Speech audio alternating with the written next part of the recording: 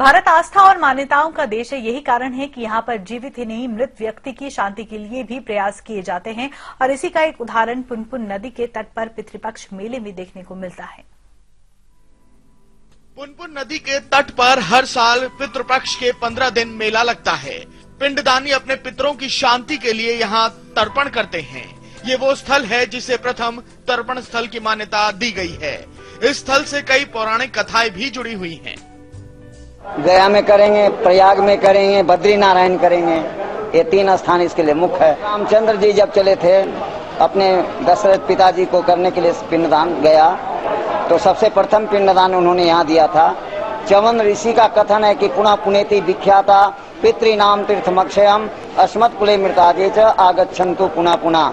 जो इस पुनपुन के तट पर आकर अपने पूर्वजों की आत्मा की शांति के लिए पिंडदान करेंगे, उनके पितृगण मोक्ष प्राप्त करेंगे। इसी कारण से यहाँ प्रथम पिंडदान दिया जाता है। भगवान रामचंद्र जी भी जब गए तो सबसे प्रथम पिंडदान इसी पुनपुन स्थल पर किए थे, इसलिए यहाँ लोग आकर पिंडदान करते हैं। पलामू जिला से एक कुएं से इसकी उत्पत्ति है।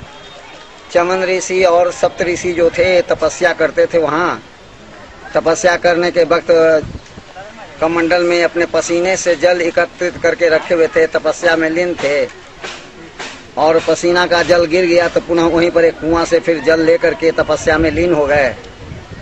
पुनः फिर जल गिर गया, इससे उनके मुंह से निकला कि पुनः पुनः यानी बार बार ऐसा क्यों हो रहा है, और वही शब्द से पुनः पुनः शब्द से एक पुनपुन नाम से नदी की उत्पत्ति हुई है।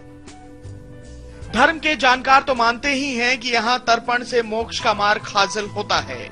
साथ ही आस्था और श्रद्धा के इस पावन स्थल का महत्व यहाँ आने वालों की नजर में भी कम नहीं।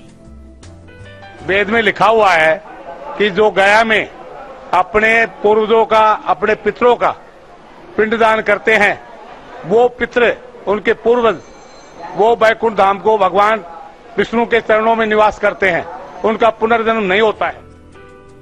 यही कारण है कि हर साल देश विदेश से आकर हजारों श्रद्धालु यहाँ पिंडदान करते हैं और सुख और शांति की असीम अनुभूति प्राप्त करते हैं।